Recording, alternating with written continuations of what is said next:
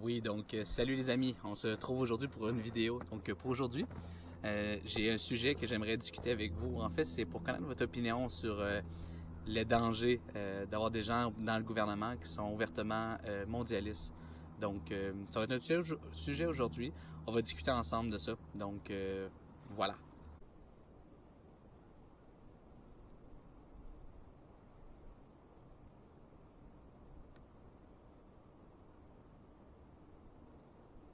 Donc je m'interroge sur la- à savoir si c'est logique ou si c'est dangereux en fait d'avoir des gens qui sont ouvertement pro-mondialisation, pro-mondialistes dans des postes gouvernementaux et dans des postes de juges.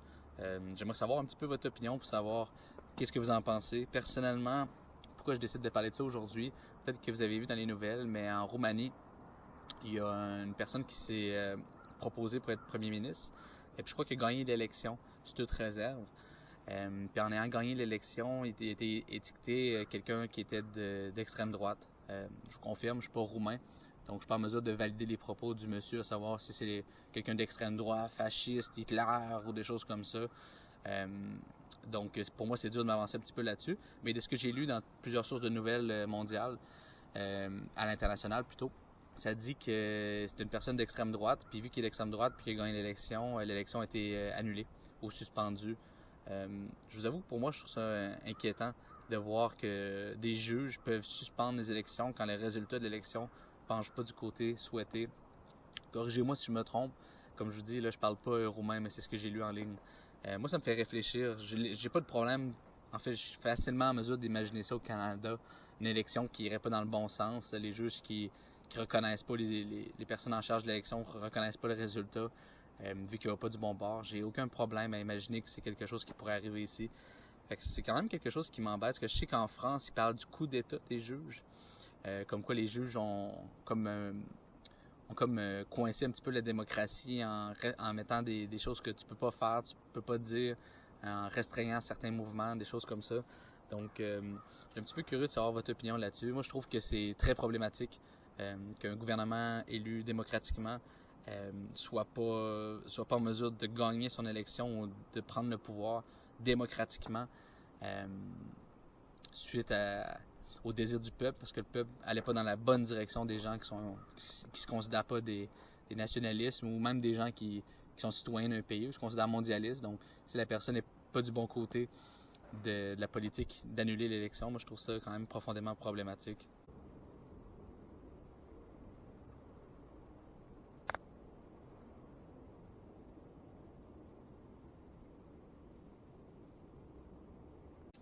On parle ensemble de la Roumanie.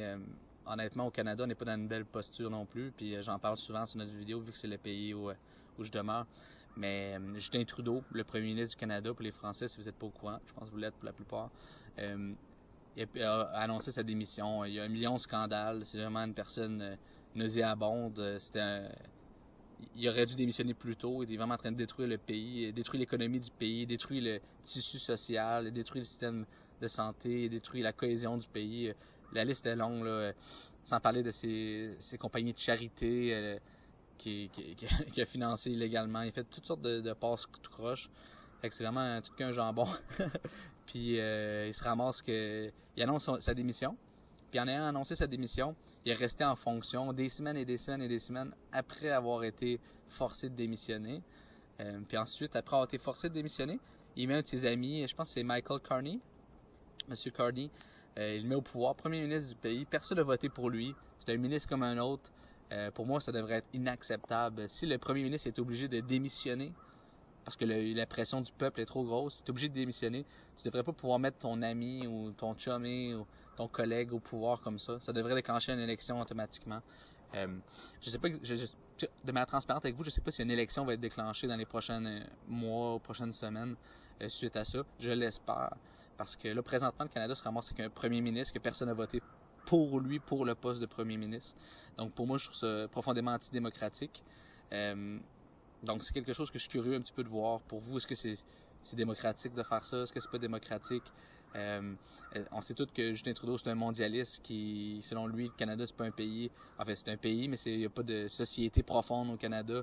Donc, pour moi, c'est un traître au pays. Tout ce qu'a fait Justin Trudeau, juste pendant le COVID aussi, avec les camionneurs, forcer les gens à se faire vacciner, c'était geler les comptes bancaires de ses ennemis et ses opposants politiques. Pour moi, tout ça, c'est criminel. Là. Ça devrait être trahison.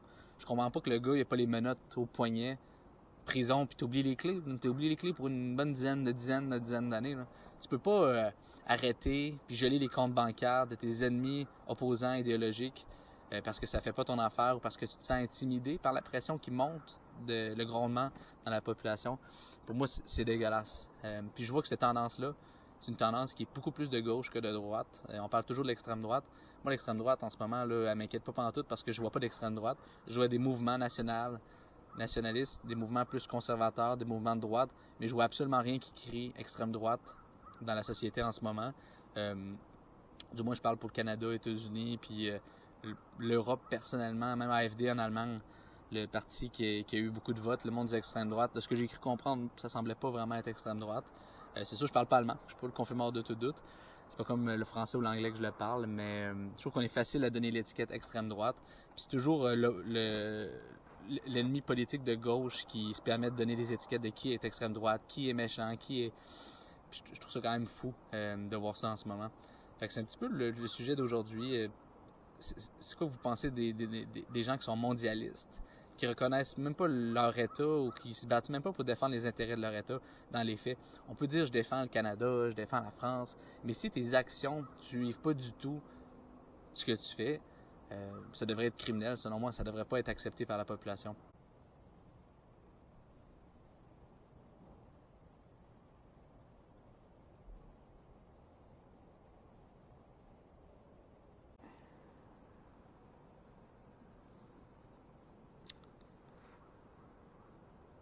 On est bien. La température du Québec est incroyable. Le printemps, présentement, il fait pas froid. Je suis dehors.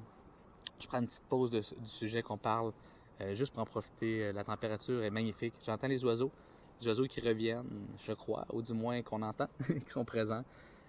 C'est vraiment cool. La neige fond tranquillement. Euh, le soleil reste plus longtemps présent. On a changé l'heure aussi, donc ça c'est vraiment bien. Est-ce que vous avez sorti récemment? Profitez un petit peu de la température. Je vous mentirai pas, j'en profité beaucoup ce printemps, puis cet été, une belle température comme ça, là. Il y a tellement de choses mouvementées sur la planète en ce moment, je pense que c'est bien de prendre un petit moment à arrêter juste pour profiter de qu'est-ce que la nature nous offre.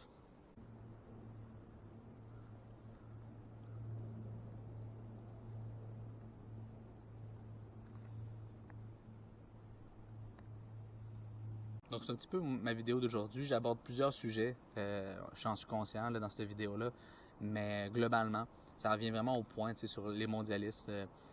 Est-ce que vous êtes inquiet du fait que les mondialistes sont dans les gouvernements de tous les pays du monde? Ils sont là, ils ont leur intérêt à eux, leurs amis, des groupes divers avant l'intérêt des gens qui sont supposés représenter par mandat. Donc, moi, je trouve ça problématique. Là, vous le voyez dans la vidéo. Vous, est-ce que vous trouvez ça problématique? Est-ce qu'il y a d'autres choses que j'ai pas touchées dans la vidéo aujourd'hui que vous aimeriez aborder? C'est sûr, le chaîne vidéo, il fait beau. Je profite de la température, donc ça se peut, je passe à côté des points importants. Donc, n'hésitez pas. On est là pour échanger, puis je suis ouvert à entendre vos opinions là-dessus. Donc, pour aujourd'hui, j'espère que vous allez passer une belle journée. On se revoit bientôt. Prenez soin de vous. Ciao!